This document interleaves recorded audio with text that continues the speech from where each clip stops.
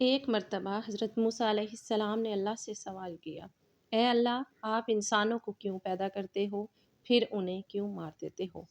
اللہ کا جواب سن کر سب حیران رہ گئے۔ بسم اللہ الرحمن الرحیم۔ ناظرین، ایک مرتبہ حضرت موسیٰ علیہ السلام نے اللہ تعالیٰ سے سوال کیا، یا اللہ، آپ نے انسانوں کو کیوں پیدا کیا؟ یعنی کہ آپ نے اتنی ساری مخلوقات کو کیوں پیدا کیا؟ اور اگر پیدا کیا تو پھر انہیں مار کیوں دیتے ہو؟ یعنی کہ ان کو موت کیوں دیتے ہو؟ تو حضرت موسیٰ علیہ السلام کے سوال کا جواب اللہ تعالیٰ نے جو دیا، اس کو سن کر آپ بھی حیران اور پریشان ہو جاؤ گے، اور ساتھ ہی ساتھ آپ کو یہ بھی معلوم ہو جائے گا کہ اللہ تعالیٰ اپنے بندوں کو کیوں پیدا فرماتا ہے اور پھر ان کو مار کیوں دیتا ہے۔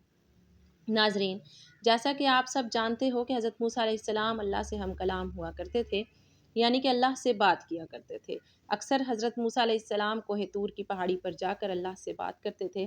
اس وقت اللہ تعالیٰ نے آپ کو اتنی ساری حکمتیں اور اتنی ساری صفاتیں عطا فرمائی کہ جو ہر انسان کے لیے ایک بہت بڑی نصیحت اور زندگی جینے کے صحیح طریقے کے لیے بہت ہی فائدہ مند ہیں۔ ایک مرتبہ حضرت موسیٰ علیہ السلام نے اللہ تعالیٰ سے سوال کیا، اے اللہ، آپ لوگوں کو پیدا کرتے ہو پھر ان کو مار دیتے ہو، ان میں آپ کی کیا حکمت ہے؟ یعنی کہ آپ ایسا کیوں کرتے ہو؟ تو یہ سن کر اللہ تعالیٰ نے حضرت موسیٰ علیہ السلام کو حکم دیا کہ اے موسیٰ، تم کھیتی بو دو۔ حضرت موسیٰ علیہ السلام نے اللہ کے حکم سے کھیتی کرنا شروع کیا۔ کچھ دنوں کے بعد جب وہ کھیتی تیار ہوگی تو حضرت موسیٰ علیہ السلام نے اس کو کاٹ دیا۔ تو یہ دیکھ کر اللہ تعالیٰ نے حضرت موسیٰ علیہ السلام سے فرمایا، اے موسیٰ، تم نے خود ہی کھیتی بوئی اور پھر تم نے خود ہی اس کو کیوں کاٹ ڈالا؟ یہ سن کر حضرت موسیٰ علیہ السلام نے عرض کیا، یا اللہ، کھیتی کے پکنے پر اس میں دانہ اور بھوسا تھا اور دونوں کو ملا جلا کر رکھنا مناسب نہیں تھا، اس لیے حکمت کا تقاضا یہی ہے کہ ان دونوں کو جدا جدا کر دیا جائے۔ یہ سن کر اللہ نے حضرت موسیٰ علیہ السلام سے پوچھا، اے موسیٰ، تم نے یہ عقل کہاں سے حاصل کی؟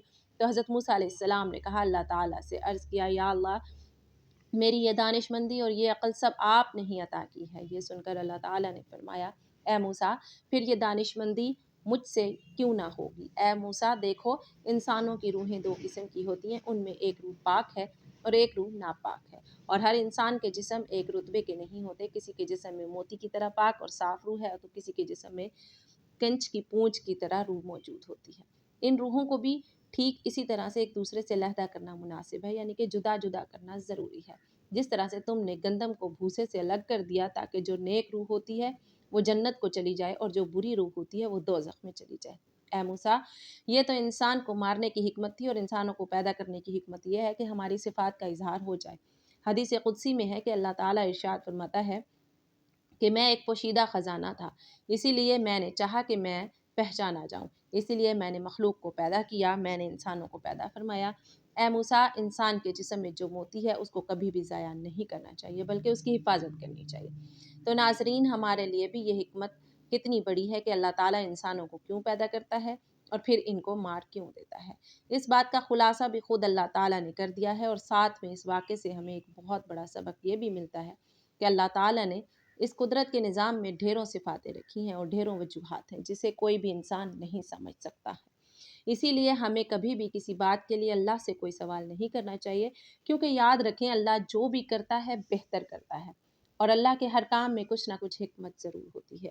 اسی لیے یاد رکھیں، اللہ تعالیٰ جب بھی ہمیں کسی امتحان میں ڈالتا ہے تو اس میں بھی ہماری کوئی نہ کوئی بھلائی ضرور ہوتی ہے، یعنی کہ اللہ کی ہر بات میں کوئی نہ کوئی حکمت ضرور ہوتی ہے، اور اللہ کے کیے گئے ہر فیصلے میں بندے کا کوئی نہ کوئی بھلا ضرور ہوتا ہے، کیونکہ اللہ جو بھی کرتا ہے اچھا کرتا ہے، اپنے بندے کے حق میں کرتا ہے۔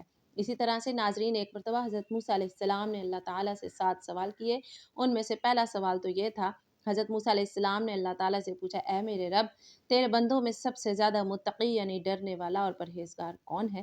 اللہ تعالیٰ نے ارشاد فرمایا، وہ شخص جو اللہ کا ذکر کرتا رہے اور اس کو بھولے نہیں۔ یقیناً اللہ سے ڈرنے والا وہی شخص ہوتا ہے جو صرف مسجد کے اندر ہی نہیں بلکہ مسجد کے باہر بھی اللہ کو یاد رکھے، یعنی عام معاملات میں خوشی اور غم میں بھی اللہ کو نہ بھولے بلکہ ہر قدم اللہ کی رضا کے مطابق اٹھے۔ دوسرا سوال حضرت موسیٰ علیہ السلام نے پوچھا، اے میرے رب، تیرے بندوں میں سب سے زیادہ صحیح راستے پر کون ہے؟ اللہ تعالیٰ نے ارشاد فرمایا، جو ہدایت کے راستے پر چلے۔ اللہ تعالیٰ نے اپنے نبی کو بھیج کر اور قرآن پاک جیسی کتاب کو اتار کر ہدایت کے راستے کو صاف صاف دکھا دیا۔ اسی لیے ہم سبھی کو قرآن اور حدیث کا جھنڈا لے کر ہدایت کے راستے پر چلنا چاہیے۔ تیسرا سوال حضرت موسیٰ علیہ السلام نے پوچھا، اے اللہ، تیرے بندوں میں سب سے زیادہ جاننے والا عالم کون ہے؟ اللہ تعالیٰ نے ارشاد فرمایا، عالم وہ ہے جس کا پیٹ علم سے نہیں بھرتا، جس کے اندر علم کی پیاس کبھی نہ بجھے، بلکہ وہ ہر دن نئی چیزوں کو سیکھنے کی کوشش کرے اور مرتے دم تک سیکھتا رہے۔ یہی عالم ہے، نہ کہ وہ جس نے علم سیکھا پھر سیکھنے اور سکھانے سے اس کا کوئی تعلق نہیں۔ چوتھا سوال حضرت موسیٰ علیہ السلام نے اللہ تعالیٰ سے پوچھا، اے میرے اللہ، تیرے بندوں میں سب سے زیادہ اچھا فیصلہ کرنے والا کون ہے؟ اللہ تعالیٰ نے ارشاد فرمایا، وہ شخص جو لوگوں کو وہی حکم دیتا ہے جو اپنے آپ کو دیتا ہے، وہ کام جو کسی نے نہ کیا ہو اور دوسروں کو اس کے کرنے کا مشورہ دیتا ہو، ایسا آدمی صحیح فیصلہ نہیں دے سکتا۔ پانچواں سوال حضرت موسیٰ علیہ السلام نے اللہ تعالیٰ سے پوچھا، اے میرے اللہ، تیرے تمام بندوں میں سب سے زیادہ عزیز ترین بندہ کون سا ہے؟ اللہ تعالیٰ نے ارشاد فرمایا، وہ شخص جو بدلہ لینے کی طاقت رکھتا ہو لیکن پھر بھی بدلہ نہ لے اور سامنے والے کو معاف کر دے، ایسا وہی کر سکتا ہے جس کے اندر صبر برداشت کرنے کی طاقت ہو، کیونکہ جب کوئی آپ کو تکلیف پہنچائے تو بدلے میں آپ بھی اسے تکلیف دینا چاہتے ہیں، لیکن بدلہ لینے کی بجائے جو معاف کر دے، ایسا شخص اللہ کا سب سے عزیز بندہ ہے۔ چھٹا سوال حضرت موسیٰ علیہ السلام نے پوچھا، اے اللہ، تیرے بندوں میں سب سے زیادہ غنی کون سا بندہ ہے؟ اللہ تعالیٰ نے ارشاد فرمایا، وہ شخص جس کو جتنا ملے اس پر راضی رہے، غریب وہ ہے کہ جس کے پاس دولت ہو لیکن پھر بھی اس پر راضی نہ ہو، دن رات اسی کی طلب میں مارا مارا پھرے، اور بے نیاز وہ شخص ہے جس کو جتنی نعمت ملے اسی پر خوش ہو کر اللہ کا شکر ادا کرے۔ ساتواں سوال حضرت موسیٰ علیہ السلام نے پوچھا، اے میرے رب، آپ کے بندوں میں سب سے زیادہ فقیر کون ہے؟ اللہ تعالیٰ نے ارشاد فرمایا، جو مسافر ہو، ایک مسافر یعنی سفر کرنے والا حاجت مند اور ضرورت مند ہو سکتا ہے۔ ویسے تو آج کل کے سفر چند گھنٹوں اور دنوں کے ہوتے ہیں، اسی لیے آسانی ہوتی ہے، لیکن پھر بھی سفر میں مشکلیں بہت سامنے آتی ہیں، اسی لیے اگر کوئی مسافر اگر ضرورت مند ہو تو اس کی مدد ضرور کرنی چاہیے۔ ایک دن حضرت موسیٰ علیہ السلام نے اللہ تعالیٰ سے عرض کیا، یا اللہ، تو نے انسان کو پیدا کیا، اسے عقل، دل اور زندگی عطا کی، پھر آخر اسے موت کیوں دیتا ہے؟ اس میں تیری کیا حکمت ہے؟ اللہ تعالیٰ نے فرمایا، اے موسیٰ، تم کل صبح وادی میں جاؤ، وہاں تمہیں ایک منظر دکھاؤں گا جس سے تمہیں میری حکمت سمجھ میں آ جائے گی۔ حضرت موسیٰ علیہ السلام حسب فرمان صبح سویرے وادی کی طرف گئے۔ انہوں نے دیکھا کہ ایک ہری بھری گھاس کے میدان میں ایک نوزائیدہ ہرنی اپنے بچے کے ساتھ کھیل رہی تھی۔ تھوڑی دیر بعد ایک شیر آیا اور اس نے اس بچے کا شکار کر لیا۔ حضرت موسیٰ علیہ السلام کا دل بھر آیا اور انہوں نے کہا، اے پروردگار، یہ ننھا سا بچہ کس جرم میں مارا گیا؟ اللہ تعالیٰ نے فرمایا، اے موسیٰ، ابھی صبر کرو، دیکھو آگے کیا ہوتا ہے۔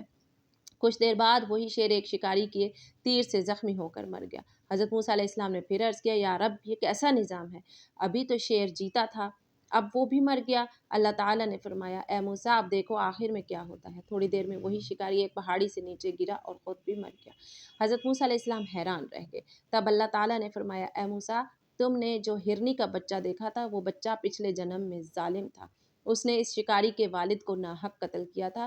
میں نے اس بچے کی روح کو دنیا میں بھیجا تاکہ اس کے گناہ کا بدلہ دوں۔ پھر میں نے شیر کو اس بچے پر مسلط کیا تاکہ انصاف ہو جائے۔ پھر شیر کو مارنے والے شکاری کو بھی موت دی تاکہ میں اسے اس کے اعمال کے بدلے جزا دوں۔ اے موسیٰ، میرا ہر فیصلہ عدل پر مبنی ہے، موت میرے نظام انصاف کا حصہ ہے، ظلم کا خاتمہ اور عدل کا آغاز۔ حضرت موسیٰ علیہ السلام کی آنکھوں سے آنسو بہنے لگے۔ انہوں نے عرض کیا، یا رب، تو پاک ہے، تیری ہر تقدیر میں حکمت ہے۔ ہم ظاہری آنکھوں سے دیکھ کر فیصلہ کرتے ہیں، مگر تیری تدبیر وہ جانتا ہے جو باطن کو سمجھتا ہے۔ اللہ تعالیٰ نے فرمایا، اے موسیٰ، اسی لیے میں نے موت کو زندگی کے بعد رکھا تاکہ ہر ایک کو اس کے اعمال کے مطابق بدلہ دوں۔ موت نہ ظلم ہے، نہ انتقام، بدلے عدل کی ابتدا ہے۔ یہ واقعہ ہمیں سکھاتا ہے کہ انسان دنیا کی ظاہری زندگی کو سب کچھ سمجھتا ہے، مگر اللہ تعالیٰ کے نزدیک اصل زندگی موت کے بعد شروع ہوتی ہے، جہاں ہر عمل کا حساب اور ہر حق کا بدلہ دیا جاتا ہے۔ ایک دن ایک نیک بزرگ اپنے شاگردوں کے ساتھ قبرستان کے پاس سے گزر رہے تھے۔ شاگردوں میں سے ایک نے سوال کیا، حضرت، اللہ تعالیٰ نے انسان کو پیدا کیا، پھر آخر موت کیوں دیتا ہے؟ اگر زندگی ہی مقصد تھی تو ہمیشہ کے لیے زندہ رکھ دیتا۔ بزرگ مسکرائے اور کہا، بیٹا آؤ، میں تمہیں ایک مثال سے سمجھاتا ہوں۔ وہ سب ایک کاریگر کے پاس گئے جو مٹی کے برتن بنا رہا تھا۔ بزرگ نے شاگرد سے کہا، دیکھو، یہ مٹی کے ڈھیر کو دیکھ رہے ہو؟ اس کاریگر نے اس سے خوبصورت برتن بنائے، اب اگر کوئی برتن ٹوٹ جائے تو کیا یہ نقصان ہے یا فائدہ؟ شاگرد نے کہا، اگر برتن بیکار ہو جائے تو کاریگر اسے توڑ کر نئی مٹی بناتا ہے تاکہ کچھ بہتر بنا سکے۔ بزرگ نے فرمایا، بالکل ایسے ہی اللہ تعالیٰ نے انسان کو مٹی سے پیدا کیا، دنیا اس کے لیے ایک بھٹی ہے جہاں اسے تپایا جاتا ہے، آزمایا جاتا ہے، سنوارا جاتا ہے۔ جب وہ مکمل ہو جاتا ہے تو اللہ تعالیٰ اسے اس دنیا سے لے جاتا ہے تاکہ اس کو ابدی زندگی عطا کرے، جہاں نہ موت ہے نہ دکھ۔ پھر انہوں نے کہا، اللہ موت کو فنا نہیں بناتا، بلکہ ایک دروازہ بناتا ہے دنیا سے ابدیت کی طرف۔ موت دراصل پیدا ہونے کے عمل کا دوسرا مرحلہ ہے۔ شاگرد کی آنکھوں میں آنسو آ کر اس نے کہا حضرت تو گویا موت ختمی انجام نہیں بلکہ اصل زندگی کی شروعات ہے۔ بزرگ نے جواب دیا ہاں بیٹا، اسی لیے مومن موت سے نہیں ڈرتا بلکہ اس کا استقبال کرتا ہے، کیونکہ وہ جانتا ہے کہ اس کے رب نے اس کے لیے ایک بہتر گھر تیار کیا ہے۔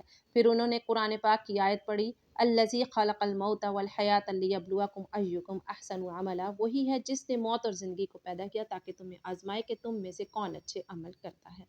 اللہ پاک ہمیں عمل کی توفیق عطا فرمائے اور ہمارا خاتمہ ایمان پر فرمائے، آمین۔